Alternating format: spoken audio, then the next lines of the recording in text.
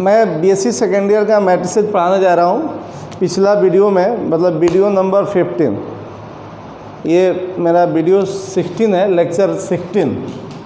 मतलब इसमें मैं पिछला 15 वीडियो में मैं बताया था होमोजीनियस और नॉन होमोजीनियस लीनियर इक्वेशन, ठीक है। उसका मैट्रिक्स फॉर्म ये लिया था। ये ए कांस्टेंट कोफिशिएंट मैट्रिक्स है, एक्स वेरिएबल मैट्रिक्स है और बी कांस्टेंट मैट्रिक्स है। तो एम इक्वेशन ये ए जो है, जो मैं पिछला वीडियो में लिखा है, पिछला वीडियो देखते रहिए तभी अगला समझ में आएगा। एम एन ऑर्डर का था, एक्स जो है एन वेरिएबल्स था शायद, एक्स जो है n1 का था, इसका कॉलम इसका रो, और बी m1 का था। मतलब एम इक्वेशंस n वेरिएबल में था। तो मैंने होमोजीनियस और लीनियर इक्वेशन होमोजीनियस कब होगा और नॉन होमोजीनियस कब होगा, तो उसका मैट्रिक्स फॉर्म ये लिख दिया था, इफ़ b इक्वल टू 0, मतलब कहने मतलब कि वो लीनियर इक्वेशन की राइट हैंड साइड जो है 0 हो जाए।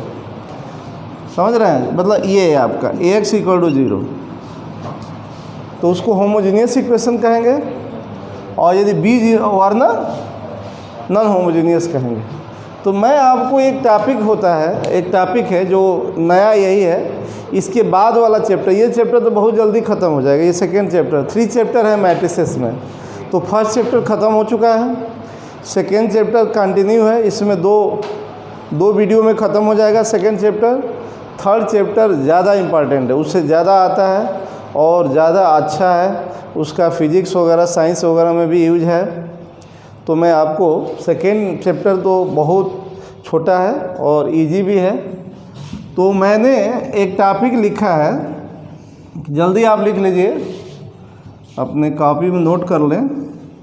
Consistent and inconsistent linear equation. एक लीनियर इक्वेशन कंसिस्टेंट कब होगी और इनकंसिस्टेंट कब होगी, ओके।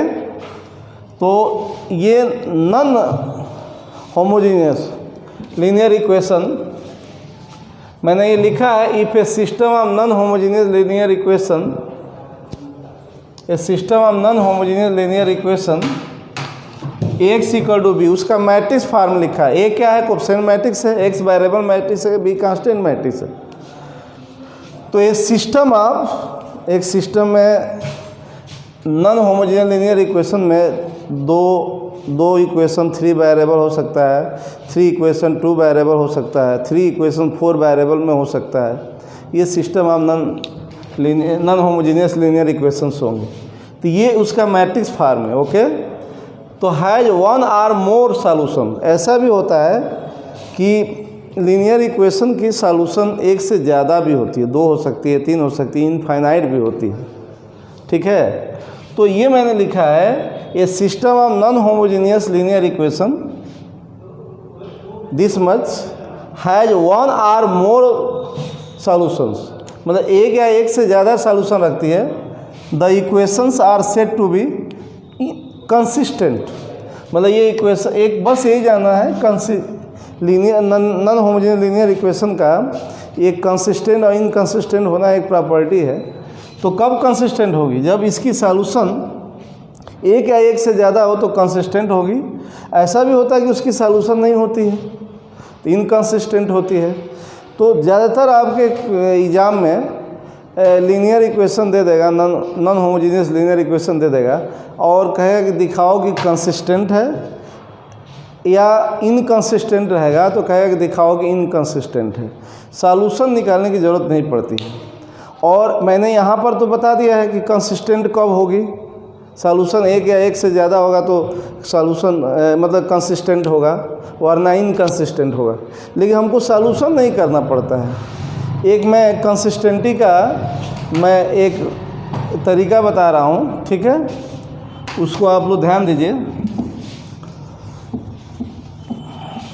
इसको आप लोग नोट कर लिए होंगे।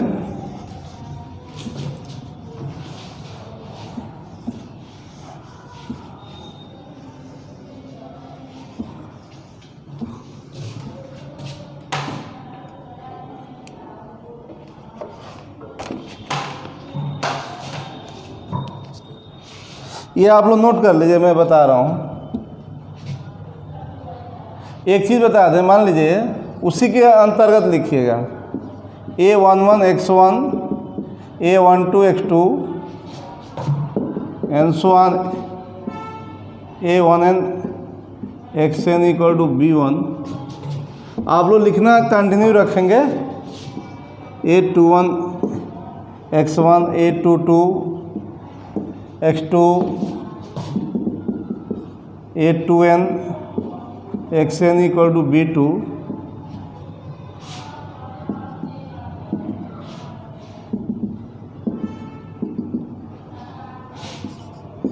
AM1 x1, AM2 x2,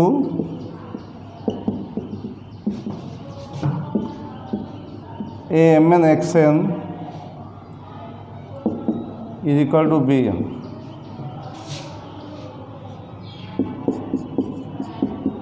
It is written as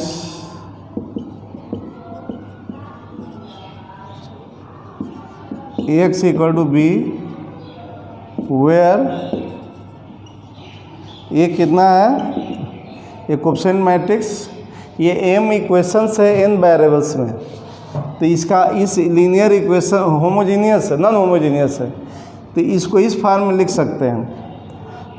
a और x b क्या है वो लिख दे रहा हूँ, ताकि आप a इंटू एक्स करोगे और b से कंपेयर करोगे तो ये आ जाएगा। तो ax की b क्या है आपको पता है, कल ही बताया था, तो मैं पिछले वीडियो में बताया हूँ। एक कोफिशिएंट मैट्रिक्स है,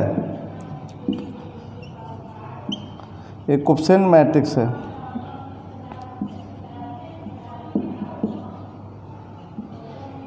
and so on, AM1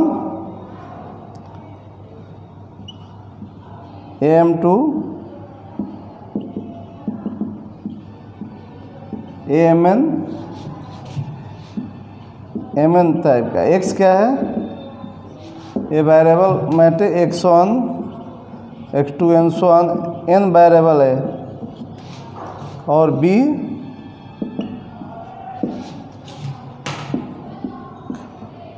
constant matrix, ये bm होगा, सॉरी bm। ओके, ये n1 टाइप का है ये। अब a मल्टीप्लाई x करोगे और b से कंपेयर करोगे तो ये इक्वेशन आ जाएगा।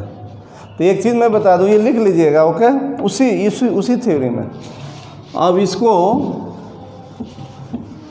ध्यान दीजिए ज़रा,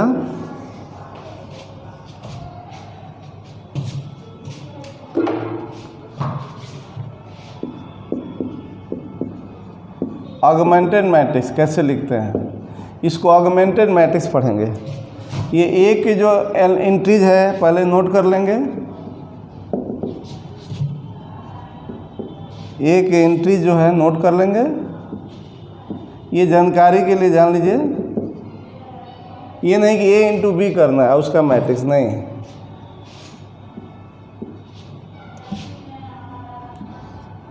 ये ऑगमेंटेड मैट्रिक्स लिख रहा हूँ, ऑगमेंटेड। ये ए के एंट्रीज है, यहाँ डॉट दे दीजिए, ये B1 B2 और BM, ये B के एंट्रीज है, B मैट्रिक्स के, इसको ऑगमेंटेड मैट्रिक्स बोलते हैं।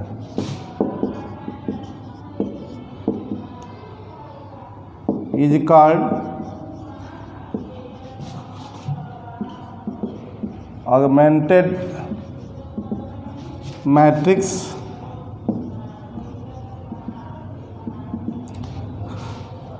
ओके, ऑगमेंटेड मैट्रिक्स बोलते हैं।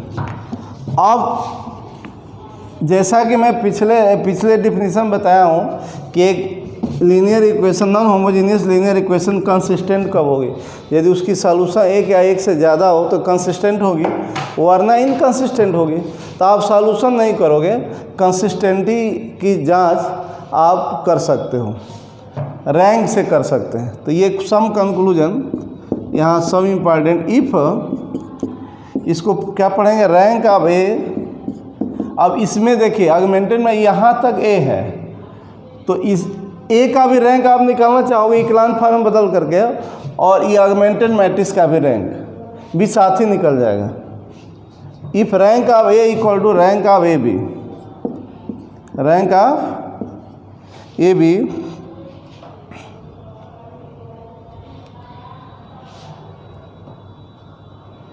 देन ये जो लीनियर इक्वेशन है इसी को नॉन होमोजेनियस, देन यदि ए का रैंक एक ही साथ मिल जाएगा, दोनों का रैंक, इसका और इसका, ए का रैंक ऑगमेंटेड मैट्रिक्स का रैंक, हम क्वेश्चन करेंगे तो आपको समझ में आ जाएगा। यदि इक्वल है रैंक दोनों का एक ही साथ मिल जाएगा, रैंक आप लोगों को निकालने आता है, then X equal to B, ये लीनियर इक्वेशन है, विल बी कंसिस्टेंट। क्या होगी? कंसिस्टेंट। ठीक है,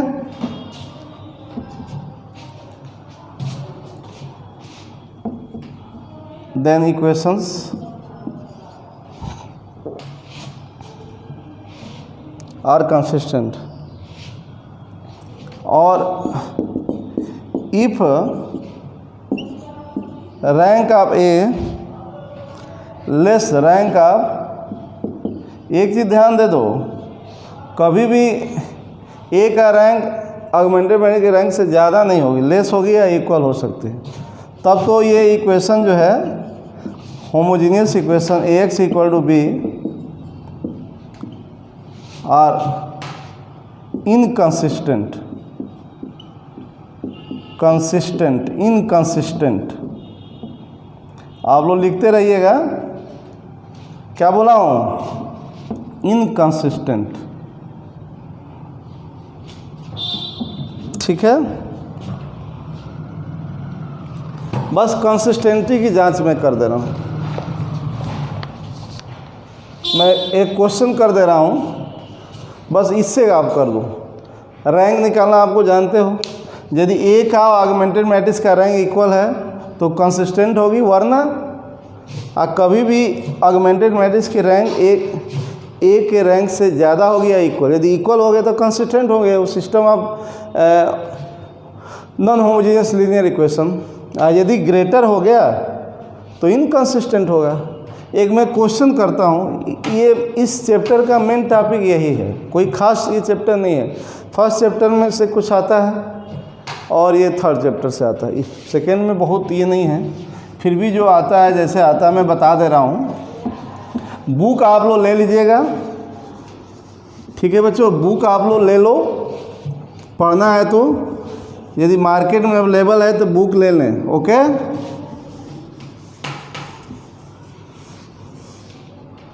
now consider a question.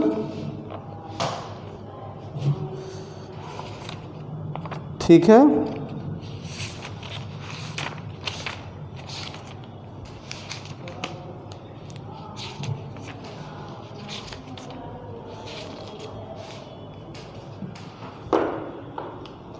Okay, so that आपके क्वेश्चन सारा साल भी है। एक क्वेश्चन है, आप मेरे साथ लिखते रहिएगा, so that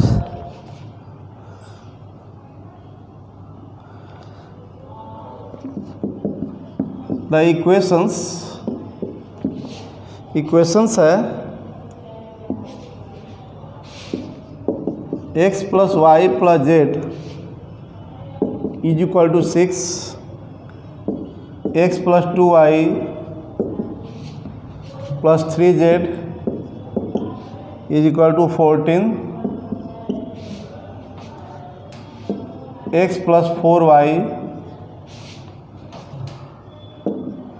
plus 7z is equal to 30 are consistent,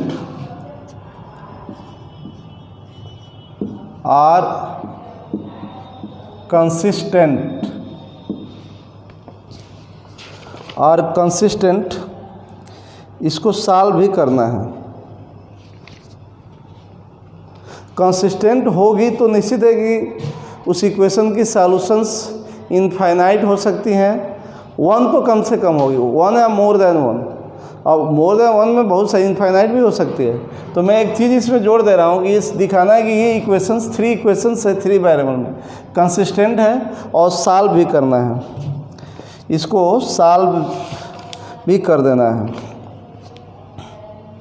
and solve them, इसमें कुछ नहीं है, सॉल्व। पहले कंसिस्टेंटी चेक करो। तो ये सॉल्यूशन आप करने जा रहा हूँ, आप लोग ध्यान दीजिए। ओके, तो इस इक्वेशन का सॉल्यूशन करना है। कंसिस्टेंटी, ये लीनियर, ये नॉन होमोजीनियस है, देख रहे हो, ये 6 है, राइट हैंड साइड तीनों का 0 नहीं है, एक सारा 0 हो जाए तो होमोजीनियस होगा। तो ये नॉन होमोजीनियस लीनियर इक्वेशन है, XYZ में लीनियर है, 1 पावर है, नॉन होमोजीनियस है। ये बताना है कि ये कंसिस्टेंट होगी, और जब कंसिस्टेंट होगा ये system of non homogeneous linear equation, तो उसकी सॉल्यूशन कम से कम 1 होगी या 1 से ज़्यादा होगी, अनगिनत भी हो सकती है। तो सॉल्यूशन भी देना है, मतलब XYZ की वैल्यू भी देना है। तो ध्यान दीजिए,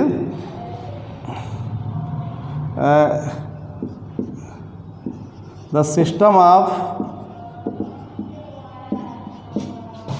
non homogeneous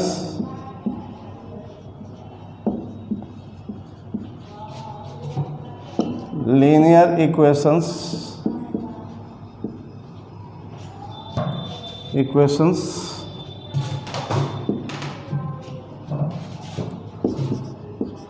can be written as क्या, ax equal to b, okay, where a equal to coefficient matrix ना बच्चों, ये क्या है कोफिशिएंट मैट्रिक्स। तो XYZ में कोफिशिएंट मैट्रिक्स देख लो, कोफिशिएंट क्या है, 1 1 1 है। आप कोई जरूरी नहीं, इसको भी इसमें जो इस इक्वेशन में XYZ के कोफिशिएंट फर्स्ट रो में लिख सकते हैं, कोई दिक्कत नहीं है। या थर्ड इक्वेशन से XYZ का कोफिशिएंट जो है फर्स्ट रो में लिख सकते हो, इससे कोई बात नहीं है। तो यहाँ से सीरियल वाइज में लिख दे रहा हूँ, 1 2 3 1 4 7। ये कोफिशिएंट मैट्रिक्स हो गया इस नॉन होमोजेनियस लीनियर इक्वेशन का। X वेरिएबल मैट्रिक्स, यहाँ वेरिएबल 3 है, 3 इक्वेशन XYZ है, और B क्या है, ये कांस्टेंट में 6 14 13। ओके, ये आपका। अब बच्चों पहले तो कंसिस्टेंसी ये चेक करना है, आपको दिखाना है कि कंसिस्टेंट है। तो आप रैंक से कर लो, ऑगमेंटेड मैट्रिक्स लिखो, तो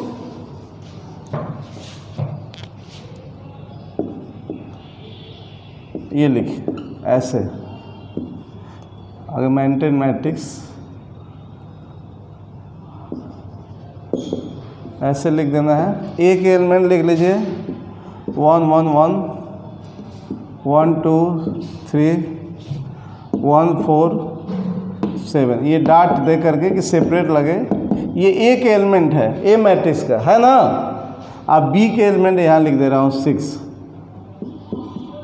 ये ध्यान रखिए, इसका हम रैंक निकालेंगे तो ये ए इतना ही ना है, एक एलिमेंट है, इसका भी रैंक हो जाएगा। इक्लान फॉर्म बदल कर करना चाहिए। याद है, जो बच्चा ये वीडियो देख रहा है पहले पीछे का रैंक वगैरह पीछे से पढ़ो, कोई जरूरी नहीं है। यूट्यूब पर अपलोड हो रहा है तो आप कभी भी पढ़ सकते हो, तो कोई दिक्कत नहीं है। आप पीछे से देखते आइए, शुरुआत इन स्टार्टिंग से आप करते आइए, देखते आइए, समझते आइए, ठीक है। उसके बाद ऑफलाइन क्लास चलती है तो मैं बता दूंगा आप लोगों को बढ़िया से। जिन लोगों का नहीं हो पा रहा है, नहीं पढ़ पा रहा है, उसको ज़रूर मैं पूरा करा दूंगा, ठीक है। तो आप मुझे जानते ही हो, ठीक है। तो इसका रैंक निकालते हैं, तो 3 3 का है, साथ में है, दोनों का हो जाएगा, ए का भी हो जाएगा, ऑगमेंटेड मैट्रिक्स का भी होगा। इक्लान फॉर्म बदल कर करो, तो इक्लान फॉर्म बदलने के फर्स्ट रो की फर्स्ट एंट्री जो है 1 हो या 0, मतलब तो ये 1 है, तो रो ऑपरेशन ही करोगे, ये दो फटाक से 0 कर लो। तो ये क्या, ये पूरे में हो रहा है, इतने में भी हो रहा है, ये ए का भी है। और इक्लान फार्म पढ़े होंगे, रैंक पढ़े होंगे, तभी समझ में आएगा। तो R2 में हमको क्या करना चाहिए, यहाँ मैं लिख दे रहा हूँ, R2 में R1 माइनस कर दे रहा हूँ, एंड R3 में भी R1 माइनस होगा। ओके, जो आपने लिखा है इक्विवेलेंट टू R1 में कुछ नहीं करना है। चलिए 1 minus 1 0, 2 minus 1 1, 3 minus 1 2, 14 minus 6 8, 1 minus 1 0, 4 minus 1 3, 7 minus 1 6, 30 minus 6 24। ध्यान दीजिएगा, ये 0 हो गया। क्या बताया था इक्लान फार्म में। अब इसमें इससे ज़्यादा 0 चाहिए, तो यहाँ 0 है, फर्स्ट इंटू 1 है, ये 0 कर दो ये। अरे इक्लान फार्म समझ रहे हैं ना, ये 0, इसमें 0 की संख्या है, फर्स्ट रो में 0 की संख्या से ज़्यादा है, ये आपका 0 है। तो इसको 0 करने के चक्कर मत रहे, एंट्री 1 है ये, कोई ये 0 कर लो। थर्ड रो में 0 की संख्या सेकेंड रो में 0 की संख्या से ज़्यादा होनी चाहिए। तो R3 में यहाँ मैं लिख दे रहा हूँ क्या करना है। R3 में 3R2, बार बार वीडियो को देखोगे तो समझ में आ जाएगा। ओके, हो सकती है कि हो सकता है फर्स्ट चांस में ना हो, तो आप लोग बार बार वीडियो को देखिए। ये सेकेंड रो,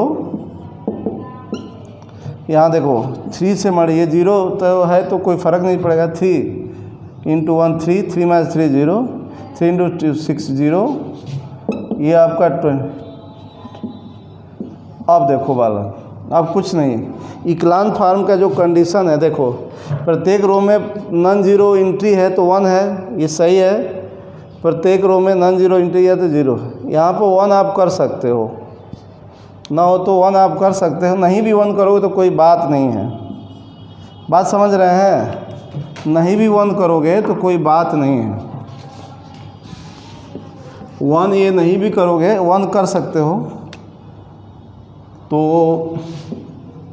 R3 में 24 से डिवाइड करो, इतना पर भी छोड़ा जा सकता है बच्चों।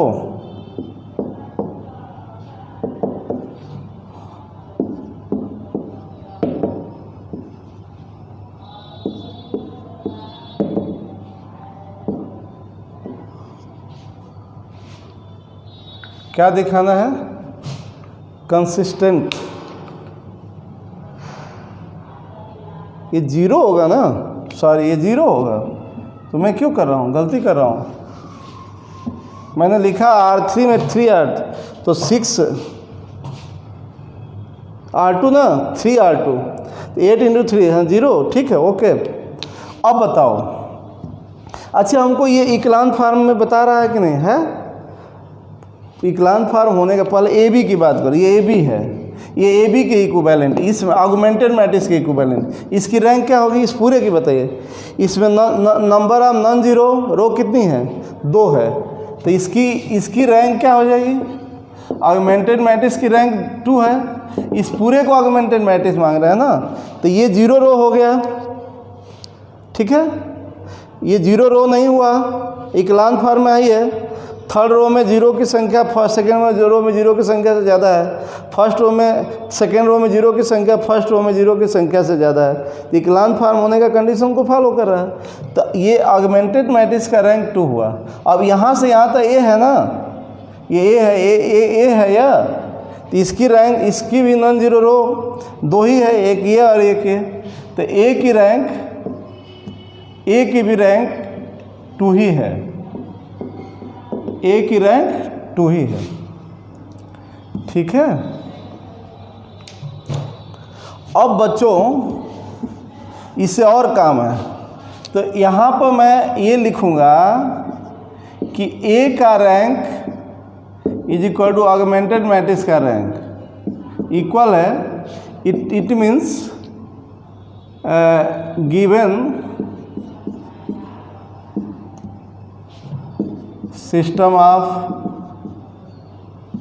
Non homogeneous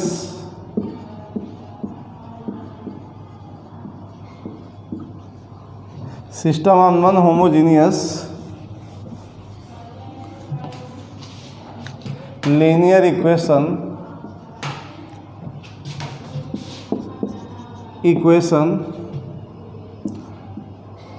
are consistent।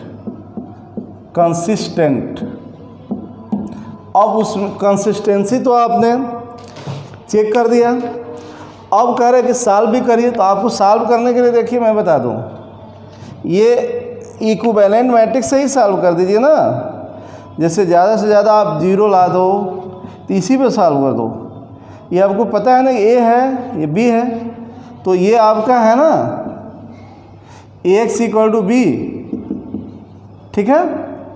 तो ए जो ऑपरेशन किए थे वो बना हुआ है, तो आप ऐसे कर लो ना, ये ए था, ध्यान दीजिए, और दोनों अभी इक्वेशन हो गया ना, तो ये आपका हो गया, ये यही काम करेंगे, यहीं से ले लेंगे। ये आपका ए हो गया, ये आपका x हो गया, x की वैल्यू क्या है, ए आपका इतना हो गया, x y z, ये वेरिएबल 680 है, 680 है, 680 है, इसी पे हो जाएगा।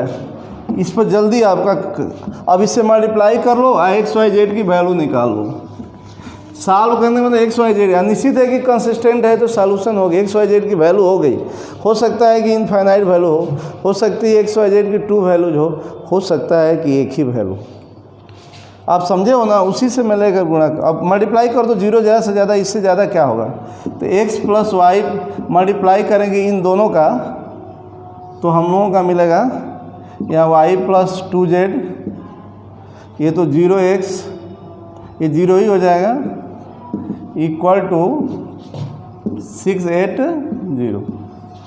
ध्यान दीजिएगा, ये मल्टीप्लाई समझते हैं ना, प्लस 0x 0 1y + 2z, ये आपका, ये 0 0 है तो 0 हो जाए। अब यहाँ से कंपेयर कर दोगे, x + y + z = 6, ये एक इक्वेशन, और y प्लस, निश्चित है कि कंसिस्टेंट था सिस्टम ऑफ इक्वेशन, सॉल्यूशन रखेगी, और 3 वेरिएबल्स है और 2 ही इक्वेशन है, तो इनफाइनाइट सॉल्यूशन रखने का चांस है। अब आपको कैसे निकालना पड़ेगा, आप ध्यान दीजिए।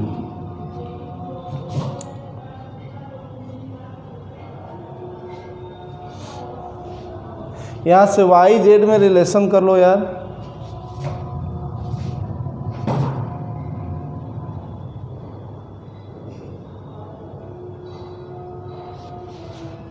ये कंसीडर टू, यहाँ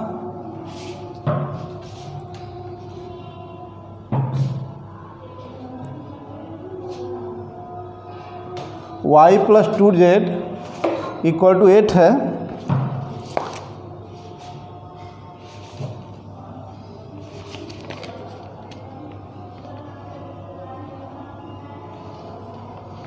एक काम कर लो ना, कोई एक को एलिमिनेट कर दिया जाए।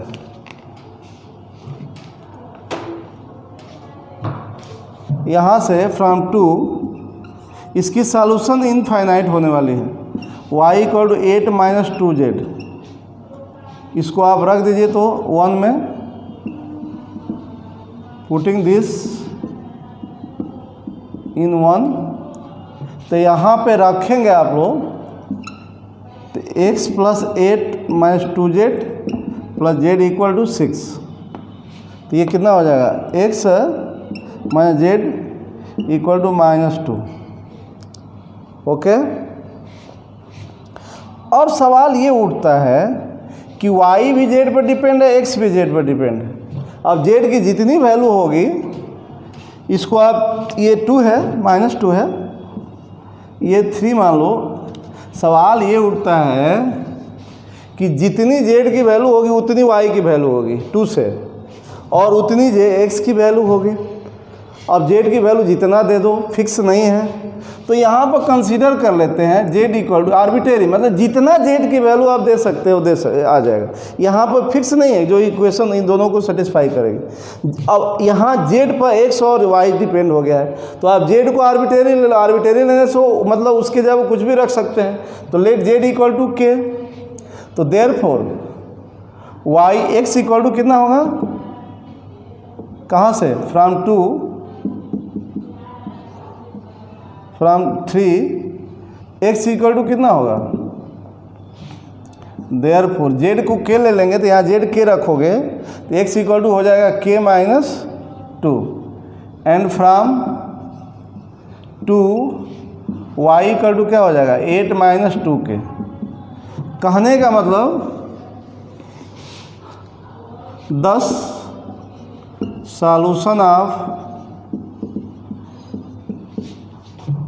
Of given equations are X is equal to k minus 2, Y equal to 8 minus 2 k, Z equal to के। आप के की वैल्यू जो आप ले लो इनफाइनाइट, वेयर के क्या है, रियल नंबर, वेयर के रियल नंबर है, मतलब के की जगह कुछ भी रियल नंबर रख दोगे सॉल्यूशन। जैसे मान लो आप के को कंसीडर कर लिया 1, तो एक्स क्या हो जाएगा -1, वाई क्या हो जाएगा, के को 1 लिख लिया मतलब जेड आपका 1 हो गया, के को मान लो 1 ले लिया तो एक्स क्या होगा 1 माइनस 2 -1, वाई क्या होगा 8 माइनस 2 6, और जेड क्या होगा 1। अब कोई तीनों इक्वेशन में आप x equal to -1, Y equal to 6, Z equal to 1 रखोगे सेटिस्फाई होगा, सॉल्यूशन हुआ, सेटिस्फाई कर रहा था सॉल्यूशन हुआ। मान लीजिए k इक्वल टू 3 रख दिया तो x क्या होगा यहाँ से 3 माइनस 2 1, y क्या होगा 8 माइनस 6 2, और जेड 3 ये भी रखेंगे तो उन तीनों को सेटिस्फाई करें। इस तरह से के आप वैरी करते जाओ, कोई रियल नंबर रखते जाओ, वहाँ से एक्स वाई के पर डिपेंड है, वो सारी वैल्यू उस given system of non homogeneous linear equation को सेटिस्फाई करेंगे। तो इसमें पहले कंसिस्टेंसी चेक करना है, तो कंसिस्टेंसी चेक करने में कोई दिक्कत नहीं है, ठीक है। वो ऑगमेंटेड मैट्रिक्स निकालो, इक्लान फॉर्म में बदलने आपको आता ही है, उसका रैंक ए और ऑगमेंटेड मैट्रिक्स दोनों का हो गया। यदि दोनों का रैंक ऑगमेंटेड मैट्रिक्स और ए का रैंक बराबर इक्वल है तो कंसिस्टेंट होगा, नहीं इक्वल होगा तो इनकंसिस्टेंट, और जब इनकंसिस्टेंट होगा तो उसकी सॉल्यूशन ही नहीं होगी। तो सॉल्यूशन तब पूछेगा जब कंसिस्टेंट हो, तो जब रैंक निकालते हो तभी आपको पता होता है, तो उसी में सॉल्यूशन भी हो जाएगा। ऐसा भी होता है कि सॉल्यूशन केवल एक ही होगा, ये भी हो जाता है, समझ रहे हैं। तो सॉल्यूशन में इसी टाइप के इस टाइप चैप्टर से क्वेश्चन आता है। तो मैं अगले लेक्चर में मैं और भी क्वेश्चन 3-4 क्वेश्चन मैं कर दूंगा, इसमें क्वेश्चन भी ज़्यादा नहीं है, ये जल्दी हो जाएगा। कल मैं लेक्चर लूँगा, वीडियो बनाऊंगा, तो उसी में आपको और क्लियर हो जाएगा। आज क्लियर नहीं हुआ होगा तो ठीक है। थैंक यू, आप पढ़ते रहिए, ध्यान दीजिए अपने पर, अपने सेहत पर ध्यान दीजिए, और जब भी ऑफलाइन क्लास चलेगी तो पुनः जो है जो लोगों को नहीं हो पा रहा है, नहीं वीडियो देख पा रहा है, उनको रिवाइज किया जाएगा, ये गारंटी है। Thank you.